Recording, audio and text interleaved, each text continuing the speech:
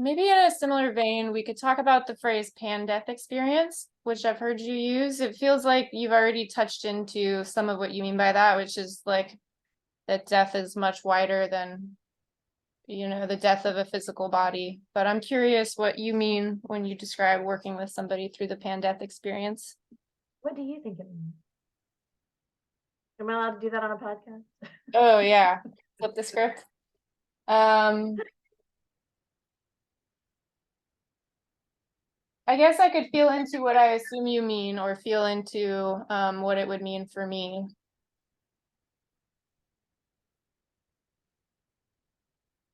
Or maybe I'll try to do some combination of both. Um, I sort of had the image of like a human portal when you were talking about yourself earlier. It's sort of like wherever somebody is trying to go, you can sort of help them get there. Which can get so subtle and granular and cellular, right?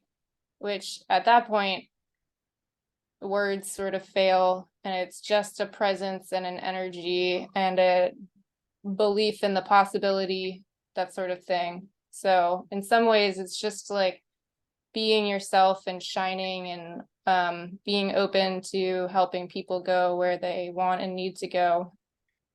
If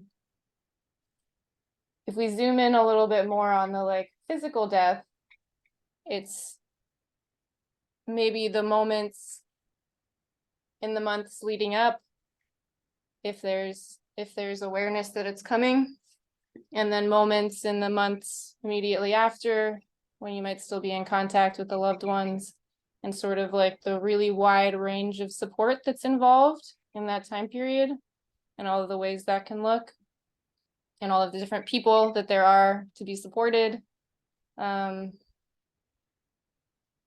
Yeah, I think you touched really nicely on all the types of deaths earlier. I love that you mentioned psychopomp work, which I'm just tuning into, and actually had a feeling like, let's see, I think it was last week, I was like, I think today is the day I'm like officially a psychopomp, or like I already was, but it's like the day that I'm like accepting that I am.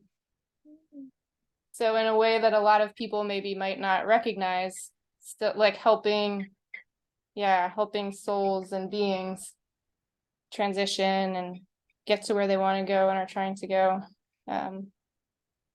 Yeah. I think you nailed it. Yeah, I love that you put the pan-death experience in the two, like the ethereal,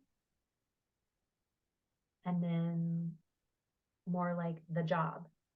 Yeah. So yeah, so basically you said it. It's just being there for all the deaths. I think about when a person has a baby, and it's a woman identified person, and they're a mother and they have a baby, what the death that she is experiencing when she has just given birth, the death to her time, the death to her identity, that identity that she had, all those types of things. And so I think a lot of death workers, you most likely, and me, would be available to help midwife someone, a mother, through that death.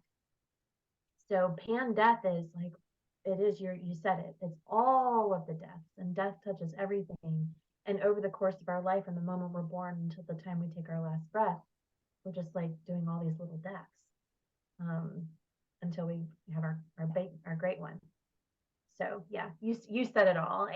And just to like, dot the I and cross the T, when I'm talking to clients, or when I put it on my website, and I'm there for the pan death experience, you said it. It's when I have death anxiety. I'm totally healthy. I'm perfectly healthy, but I have death anxiety and I'm 42.